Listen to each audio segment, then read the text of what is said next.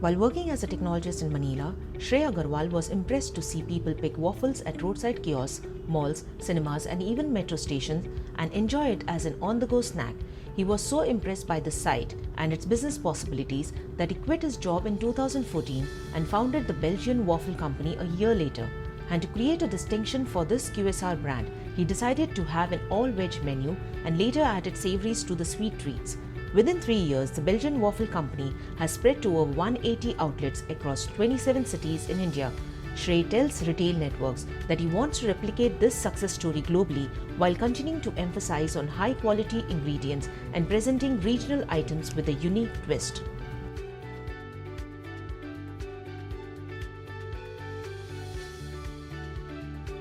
When we debuted it in a cinema and there was already a captive audience. Like I said, we wanted to pioneer waffles as a quick service restaurant.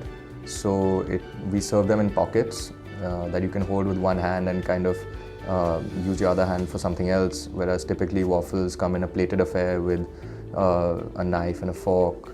So I think packaging is one aspect. The other aspect is our eggless batter. So I think being 100% vegetarian is something we're proud of. Third, we do a lot of unique flavors. So we have different kinds of batters, chocolate batter, red velvet batter, savory batter. On an average, I would say upwards of 26,000 waffles per day across all stores.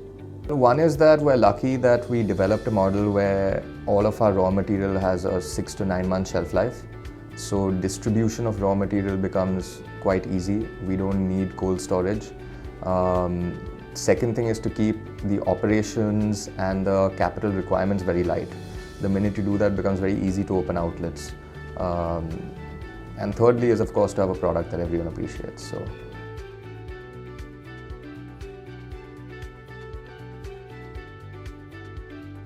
No, I don't think we were the first. I think we were the first to pioneer it as a QSR concept. There were a lot of people doing waffles as a plated, decadent, indulgent format, but I think very few of them were kind of looking at it as an on-the-go kind of dessert snack. So we started about in mid-2015, so we're about a little over 3 years old. And currently we have over 180 outlets in 27 cities, 27 plus cities.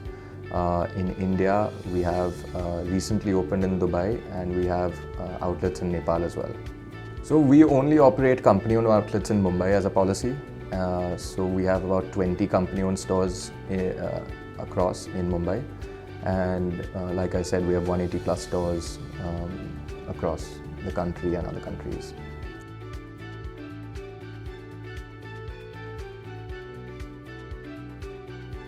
We have a growth rate currently of 10 plus outlets every month. We are confident that we would like to keep that up. We are also focusing on new countries. Certain countries in Southeast Asia are focus. Naturally, surrounding countries to India are focus. For example, Sri Lanka, Bangladesh. I think the demographic is similar in terms of the kind of food they prefer, and it's easier for us to do since it's close by. I think franchise is the natural way to expand in the food business. A lot of people identify with food businesses. It comes very naturally to people. The way to do it is to set your operations, procedures and systems in a way so it's easily franchisable.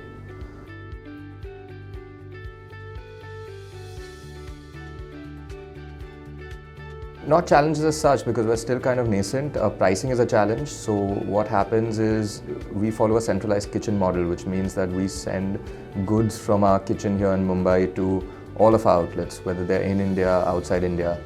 And obviously the further you are from Mumbai, the more the transportation costs are. Also, different countries have different duties.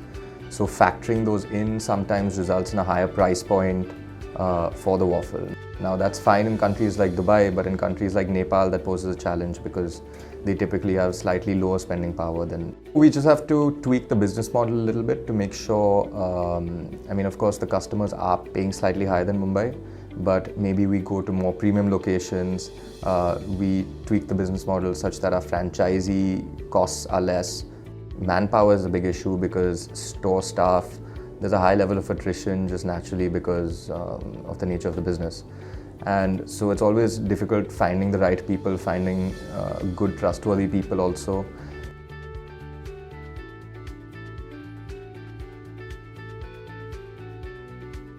Since we have about 60 outlets in Mumbai already and 20 of them are company owned, we find that for us, opening a new store might be a bit saturated as a company. Typically, you fail in outlets which have high rents. So if you go wrong with a location with a low rent, it's difficult to fail because over time customers will discover you, and now through so many discovery and delivery platforms, it's even easier. I mean, a lot of brands are doing dark kitchens. What becomes the challenge is if you overspend on rent, which also is difficult for us to do because as a QSR space with the requirement of 150, 200 square feet, your rent can only be so high.